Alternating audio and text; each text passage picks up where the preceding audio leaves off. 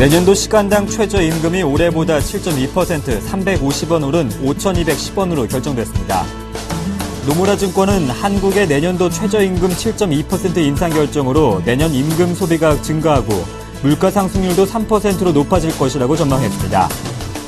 박근혜 대통령의 106개 지역 공약을 뒷받침할 167개 공약 사업이 하반기부터 급물살을 탈 전망입니다. 삼성전자 2분기 실적을 놓고 벌인 분석 대결에서 외국계 증권사가 국내 증권사에 비해 정확한 예측을 내놓은 것으로 나타났습니다. 시청자 여러분 안녕하십니까? 센 경제 현장의 강동석입니다. 오늘 코스피 지수는 외국인과 기관의 매도로 하락 마감했습니다. 자세한 소식 서울경제신문 조민규 기자 연결해 보겠습니다. 안녕하십니까? 안녕하세요. 네, 자세한 마감 시황 정리해 주시죠. 네, 코스피 지수가 외국인과 기관의 동반 매도로 인해 하루 만에 하락 반전했습니다. 5일 코스피 지수는 전날보다 5.83포인트, 0.32% 하락한 1833.31포인트로 장을 마감했습니다. 마리오 드라기 유럽 중앙은행 총재가 유동성 확대 정책을 유지하겠다고 밝히면서 국내 증시는 상승세로 출발했습니다. 하지만 삼성전자의 실적 실망감으로 외국인과 기관의 매도가 이어지며 결국 하락세로 돌아섰습니다.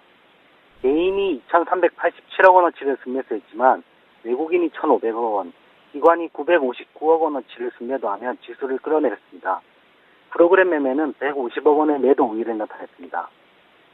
업종별로는 전기전자와 비금속 광물, 제조업, 보험 등이 하락한 반면 전기가스업과 통신업, 철강금속, 의약품 등이 상승했습니다. 시가총액 상위 종목 중에서는 현대모비스와 현대차, 삼성생명, SK하이닉스 등이 약세를 보였습니다.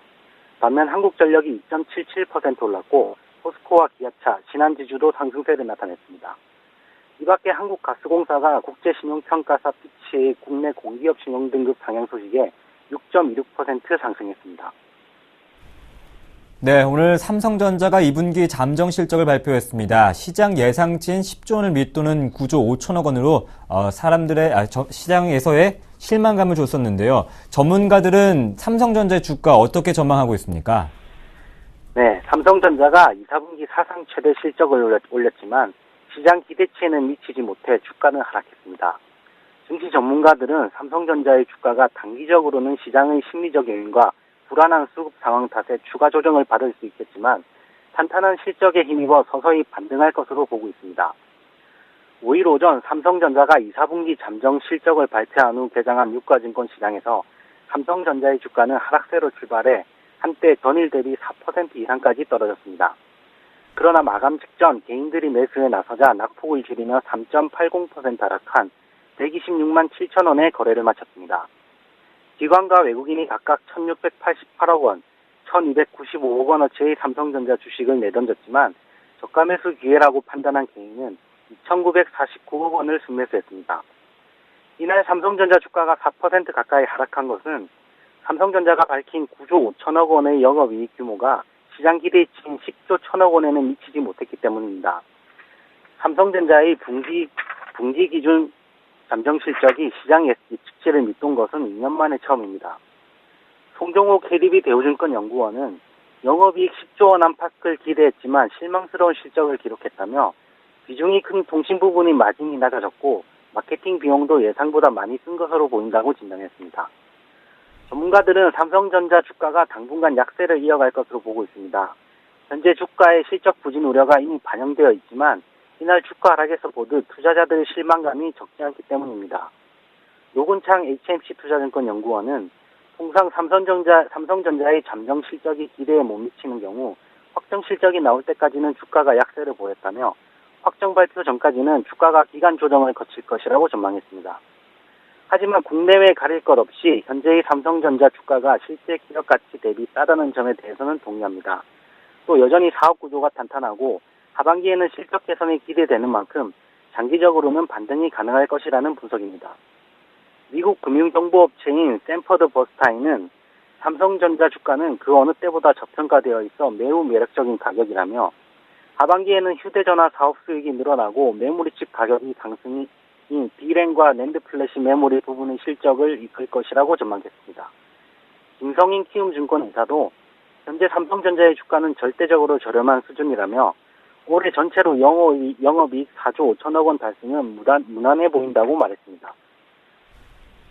네, 증권부 조민규 기자였습니다. 고맙습니다. 고맙습니다.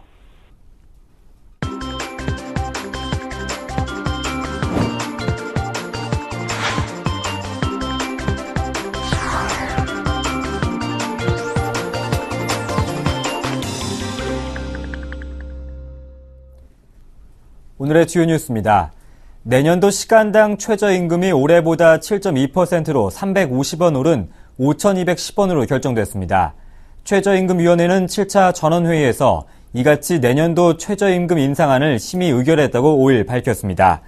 이번에 인상된 내년도 시간당 최저임금을 월 단위로 환산하면 주 40시간 사업장 기준 108만 8,890원입니다.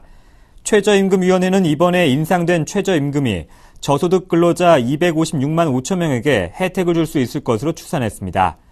당초 노동계는 올해 최저임금 시급 4,860원을 내년에는 5,910원으로 21.6% 올려야 한다는 내용의 인상안을 주장했으며 사용자 측을 대표하는 한국경영자총협회는 동결안을 제시했습니다.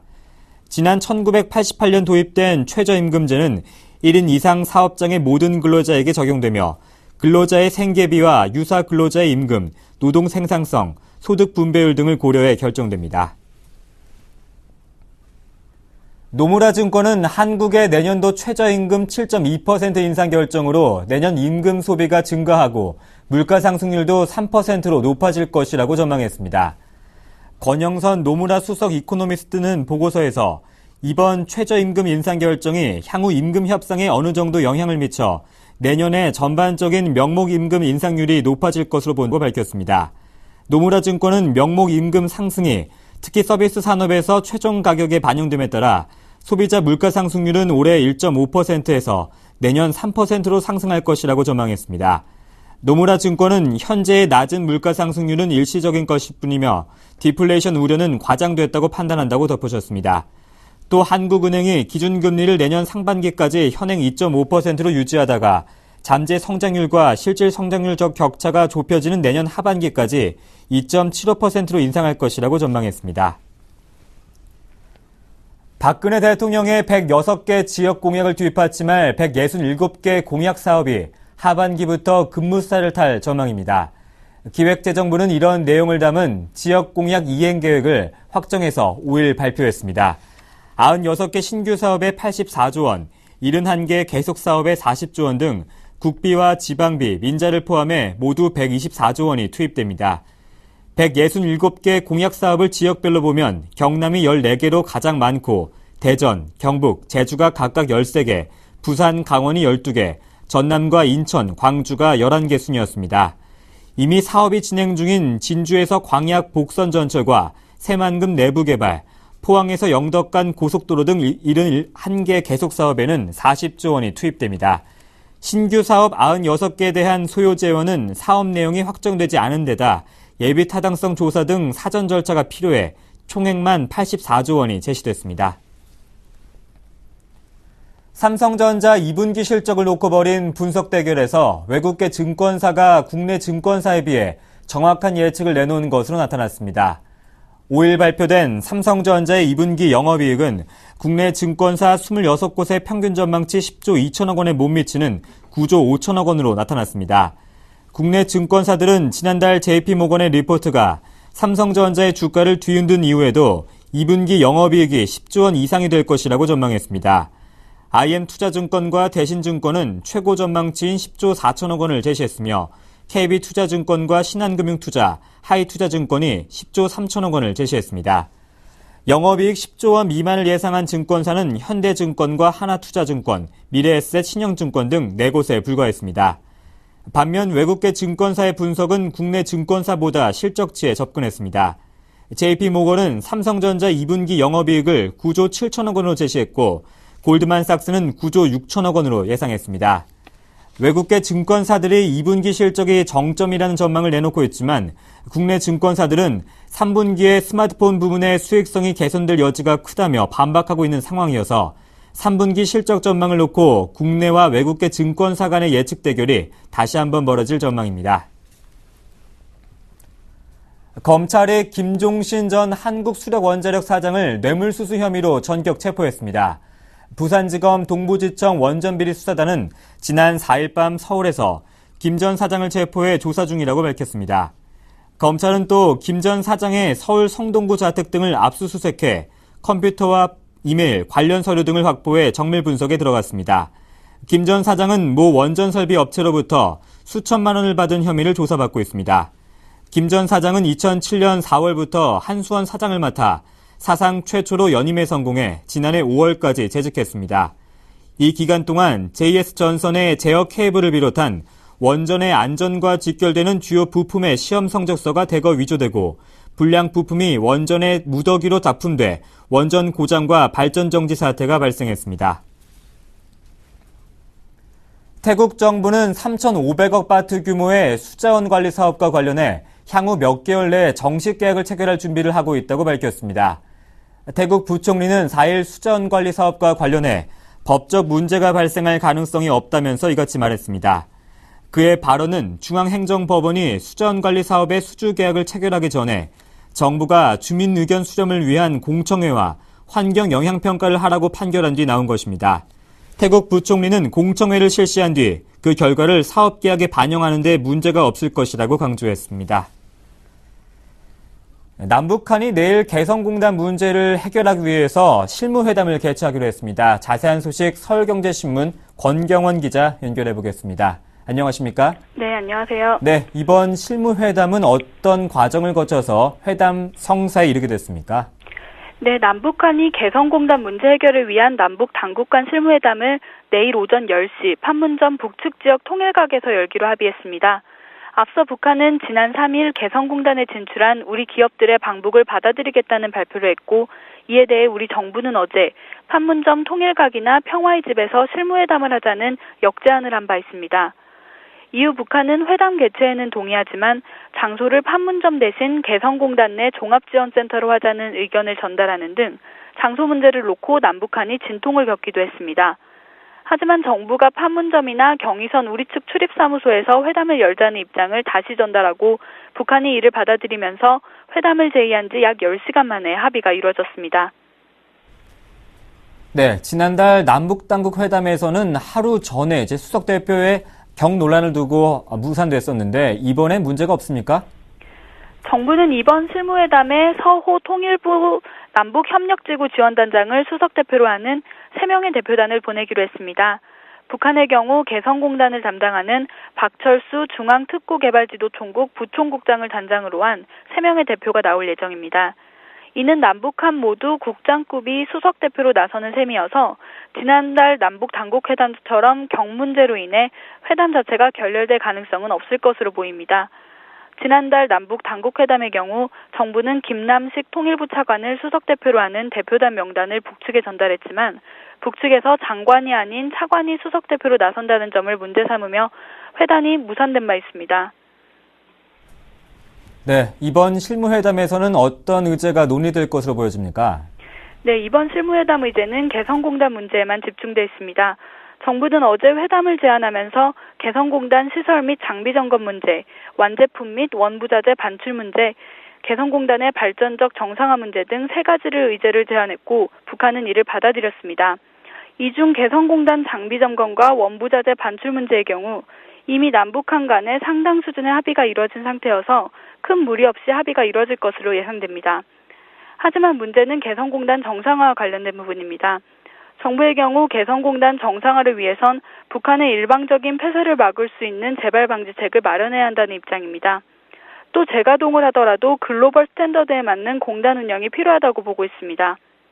반면 북한은 한미연합 군사훈련 등 개성공단 폐쇄의 책임이 근본적으로 우리 측에 있다고 보고 있습니다. 이에 따라 지난 3개월간 이어졌던 공단 폐쇄에 대한 책임 공방이 가열되는 한편 손해배상 책임에 대해서도 논란이 일 것으로 예상됩니다. 네, 이번 남북 실무회담 개최로 정부가 추진하는 대북 정책에 탄력이 받을 가능성이 있습니까? 네, 정부는 그동안 대북 정책을 수행함에 있어서 북한에 끌려다니지 않고 원칙과 상식에 맞도록 일관성 있게 추진한다는 기조를 유지해왔습니다. 지난달 남북 당국회담 개최를 협의하는 과정에서 수석 대표의 격을 글로벌 스탠다드에 맞춰야 한다고 주장하며 회담이 무산될 때까지 입장을 굽히지 않은 점이 대표적입니다. 청와대 관계자는 남북한 대화의 문은 항상 열려 있지만 무분별하고 무원칙한 대북 정책은 없을 것이라며 북한에 끌려다니지 않겠다는 입장을 분명히 하기도 했습니다. 이런 정부의 일관된 대북 정책은 북한과의 실무회담 합의에 성공하면서 성과를 거두고 있다는 평이 나오는데요. 이에 따라 정부 안에서도 남북 관계에 자신감을 가지는 분위기가 형성되고 있습니다. 실제로 청와대 관계자는 오늘 기자들과 만나 북한이 대화에 응한 것은 순리라며 자신감을 나타내기도 했습니다. 정부에선 앞으로 박근혜 대통령이 내세우는 원칙과 신뢰가 남북 관계에서도 적용될 것이라고 보고 있습니다. 네, 정치부 권경원 기자였습니다. 고맙습니다. 네, 고맙습니다.